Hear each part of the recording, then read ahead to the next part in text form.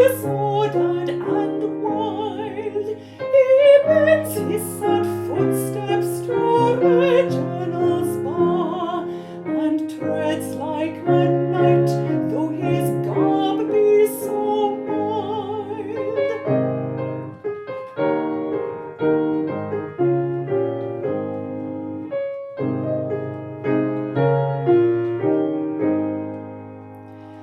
And ill sits the cowl on so warlike a head, for the robes of a monk a brave warrior conceal.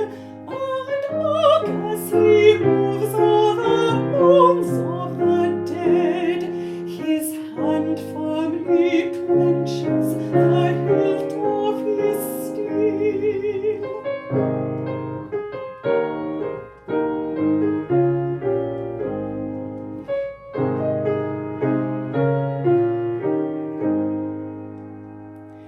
Tis Ivar's lone track every night where he walks, religion and vengeance dividing his breast, and often as mournfully onward he stalks, he beats his mailed bosom and looks to the west.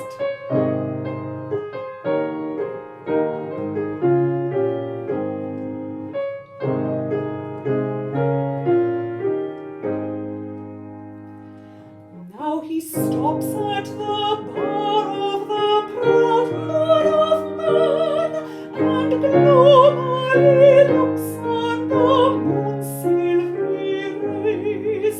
How wild is his eye, and his speeches how wan! But that shriek he has heard, and he gasps with amaze.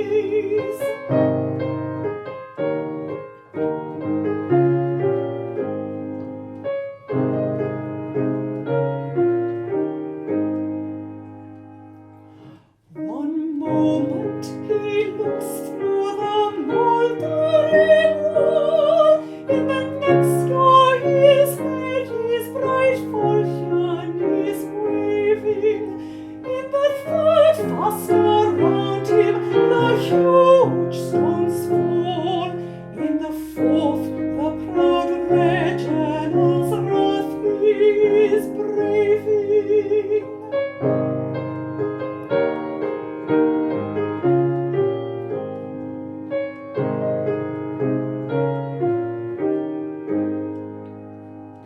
My Ivar, oh snatch me from dishonour and shame.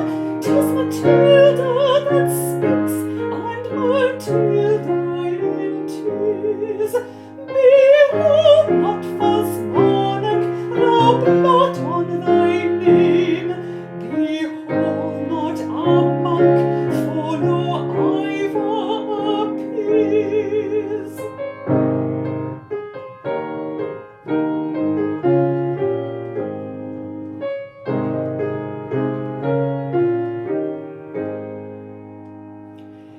His robe is cast